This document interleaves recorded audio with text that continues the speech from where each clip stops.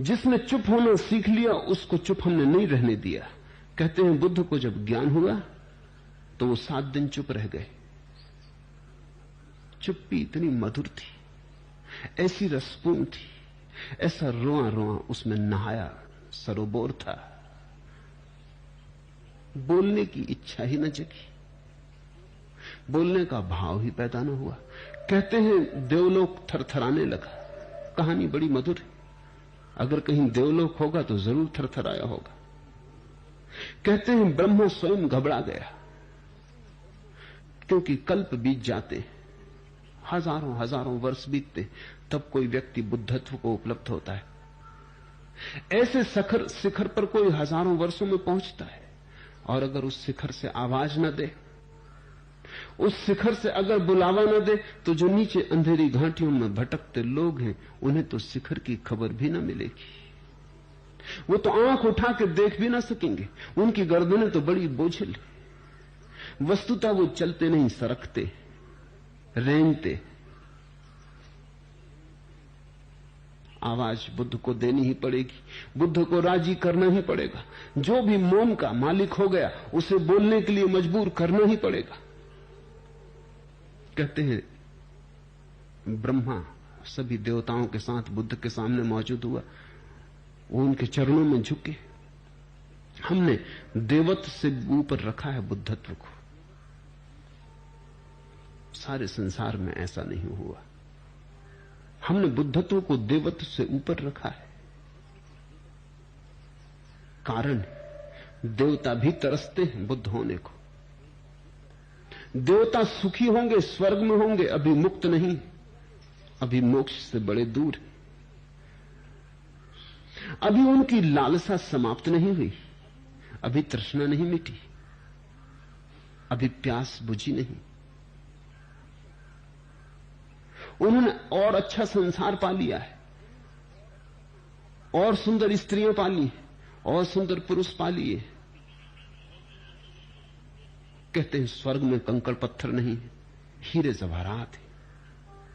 कहते हैं स्वर्ग के जो पहाड़ हैं वो शुद्ध स्फटिक मणि से बने। कहते हैं स्वर्ग में जो फूल लगते वो मुरझाते नहीं।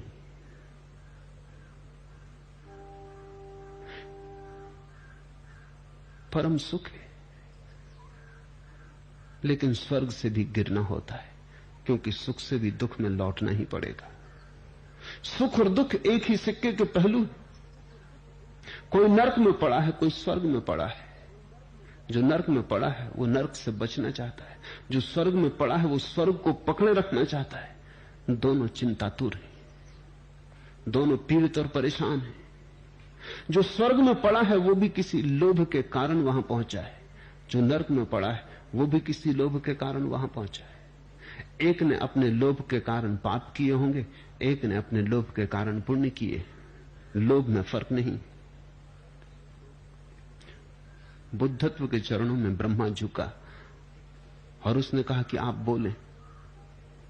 आप न बोलेंगे तो महादुर्घटना हो जाएगी। और एक बार ये सिलसिला हो गया तो आप परंपरा बिगाड़ देंगे। बुद्ध सदा बोलते रहे, उन्हें बोलना ही चाहिए। जो न बोलने की क्षमता को पा गए हैं उनके बोलने में कुछ अंधों को मिल सकता है, अंधेरे में भटकनों को मिल सकता है। आप चुप न हो, आप बोले। किसी तरह बमुश्किल राजी किया। कहानी का अर्थ इतना ही है कि जब तुम मौन हो जाते हो तो अस्तित्व भी प्रार्थना करता है कि बोलो। वृक्ष और पत्थर पहाड़ भी प्रार्थना करते हैं कि बोलो। करुणा को जगाते हैं तुम्हारी कि बोलो। तुम जहां पहुंच गए हो वहां और भी बहुत पहुंचना चाहते। उन्हें रास्ते का कोई भी पता नहीं, उन्हें मार्ग का कोई भी पता नहीं। अंधेरे में टटोलते, उन पर करुणा करो, बोलो। तुम भी कल उनके साथ थे, इतने जल्दी भूल मत जाओ, विस्मरण मत करो, पीछे लौट कर देखो। साधारण आदमी वासना से बोलता है, बुद्ध पुरुष करुणा से बोलते हैं।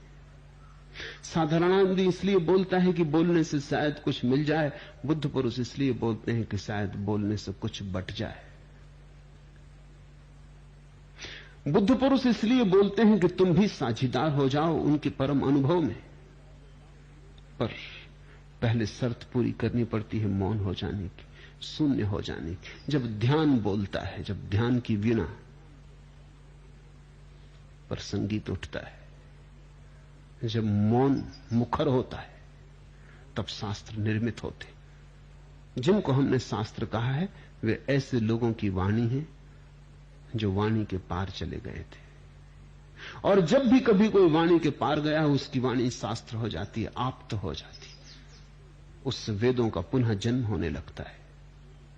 तो पहले तो मौन को साधो, मौन में उतरो, फिर जल्दी ही वो घड़ी भी आएगी, वो मकाम भी आएगा जहां तुम्हारे शून्य से वाणी उठेगी। तब उसमें प्रामाणिकता होगी, सत्य होगा, क्योंकि तब तुम दूसरे के भय के कारण न बोलोगे, तुम दूसरों से कुछ मांगने के लिए न बोलोगे, तब तुम देने के लिए बोलते हो। भय कैसा? कोई ले तो ठीक, कोई न ले तो ठीक, ले ले तो उसका सौभाग्य, न ले तो उसका दुर्भाग्य। तुम्हारा क्या है? तुमने बांट दिया, जो तुमने पाया तुम बांटते गए, तुम पर यह लांछन न रहेगा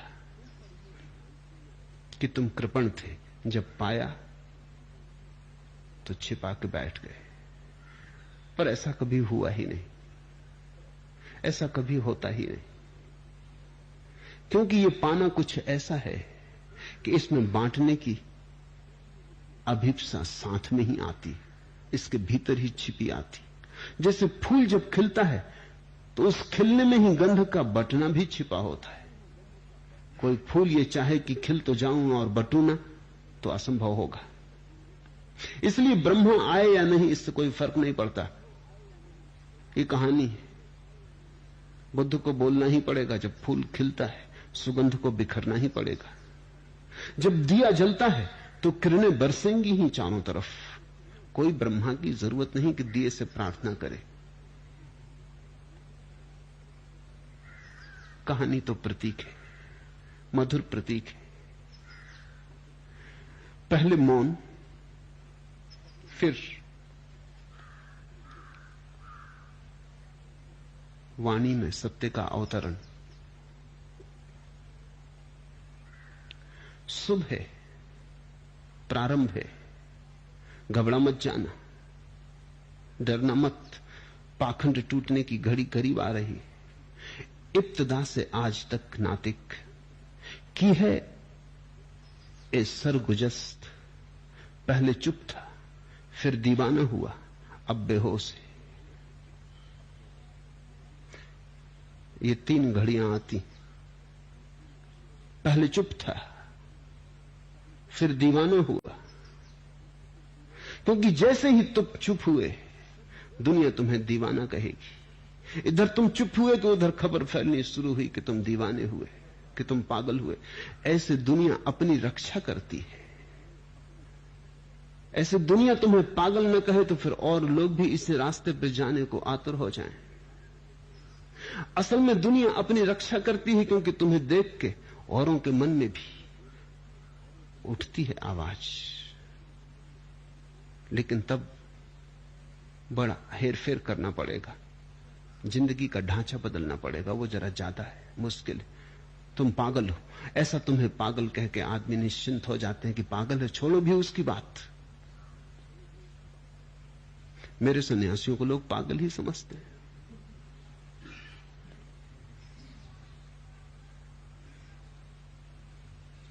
पागल हैं, उनकी बात ही मत सुनो। ऐसे वो तुम्हें पागल कह रहे हैं ये नहीं, ऐसे वो इतना ही कह रहे हैं कि आकर्षित तो वो भी हो रहे हैं, लेकिन भयभीत हैं, कमजोर हैं, कायर। तुम्हें पागल कह के वो अपने को बचाने की कोशिश कर रहे हैं। तुम अगर पागल सिद्ध हो जाओ तो ये झंझट मिटे, अन्यथा तुम उन्हें भी बुलाए ले रहे हो, उन्हें भी तुम आकर्षित किए ले रहे हो, उन्हें भी तुम खींचे ले रहे हो। उस खिंचाव को झुठलाने के लिए उस आकर्षण से बच जाने के लिए वो तुम्हें पागल घोषित कर रहे हैं। पहले चुप था, फिर हुआ दीवाना। लेकिन ये दीवाना दोहरा अर्थ रखता है, लोग पागल कहें या ना कहें। जो चुप होता है वो एक अर्थ में दीवाना हो ही जाता है। किस अर्थ में दीवाना हो जाता है? इस अर्थ में दीवाना हो जाता है कि चुप होने के साथ ही साथ वो समाज के घेरे के बाहर पड़ने लगता है, मुक्त होने लगता है। जैसे ही तुम चुप होते हो, तुम इतने बलशाली होने लगते हो कि समाज की निर्भरता तुम छोड़ने लगते हो, और तुम्हारे जीवन में एक मस्ती आती जो केवल दीवानों के जीवन में होती। तुम्हारे चेहरे पर एक नई रौनक आ जाती, तुम्हारी आंखें किसी और ही ओस से भर जाती, तुम्हारे पैर चलते हैं, जमीन पर पड़ते नहीं।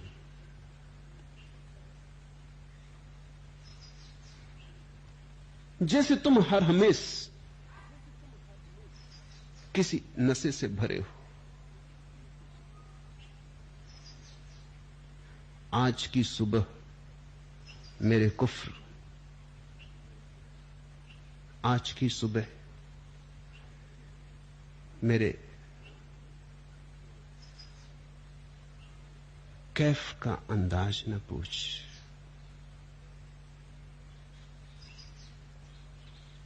दिले वीरा में अजब की अंजुमन आराई है। मत पूछ मेरी मस्ती का हिसाब। उजड़े हुए हृदय में कोई अजीब महोत्सव हुआ है, कोई नई धुन बजी है। दीवाने तो तुम हो ही जाओगे,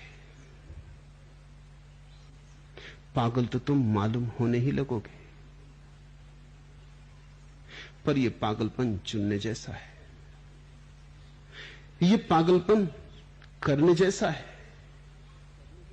तुम्हारी सारी होशियारियां भी इकट्ठी होकर इस पागलपन के एक कतरे का भी मुकाबला नहीं कर सकती। तुम्हारी बुद्धिमत्ता दो कौड़ी की है, क्योंकि जिसने पागल होना जाना उसने ही परमात्मा का होना भी जाना। फिर हुआ दीवाना, अब बेहोश है। और फिर तीसरी घड़ी भी आती,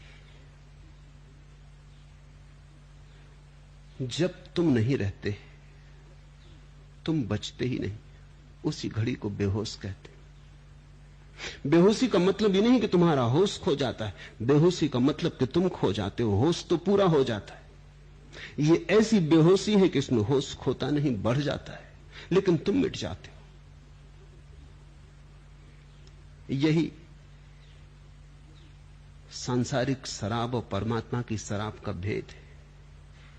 जब तुम शराब पीते हो, तुम तो रहते हो, होश खो जाता है। जब तुम परमात्मा को पीते हो, तुम तो मिट जाते हो, होश रह जाता है। इब्तिदा से आज तक नातिक की है यह सरगुजस्त। पहले चुप था, फिर हुआ दीवाना, अब बेहोश है।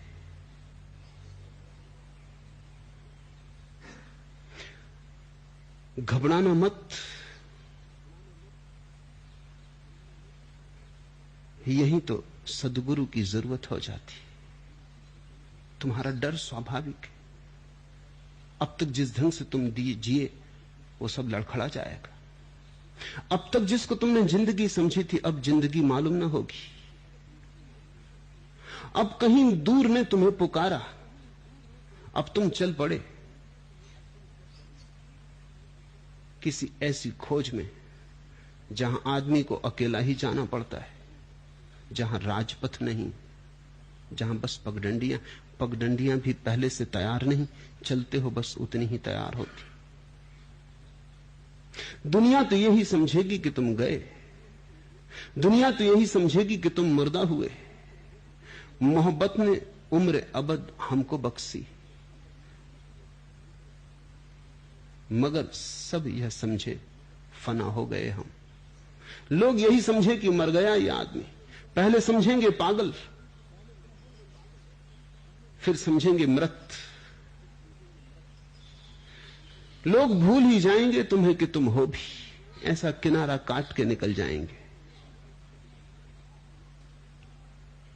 दुनिया यही समझेगी ये आदमी समाप्त हुआ,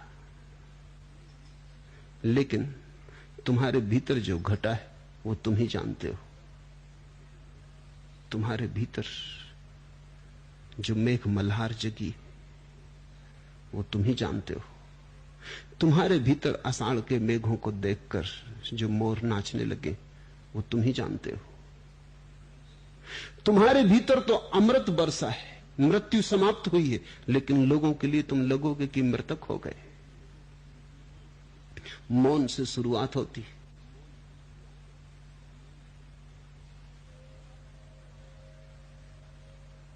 उस शुरुआत में डर लगेगा, भय लगेगा, भाग जाने का मन होगा, लौट लौट के लोगों से बात करने का मन होगा, किसी तरह अपने को उलझा लेने का मन होगा, क्योंकि भय लगेगा ये भीतर कहां मैं जा रहा हूं। क्योंकि जो तुम्हारी गहराई है भीतर वो तुमसे भी गहरी है, वो तुमसे पार है। उस गहराई में उतरते वक्त मौत रास्ते में पड़ेगी, ऐसा लगेगा कि मरे गए। ध्यान में मृत्यु घटती, ध्यान सूली है, लेकिन सूली के बिना सिंहासन नहीं। ध्यान में जो मरता है वही परमात्मा में जगता है। संसार से तो तुम मृतवत हो जाते हो और परमात्मा तुम में जीवंत हो जाता है। मरने की तैयारी रखना, क्योंकि वही साधन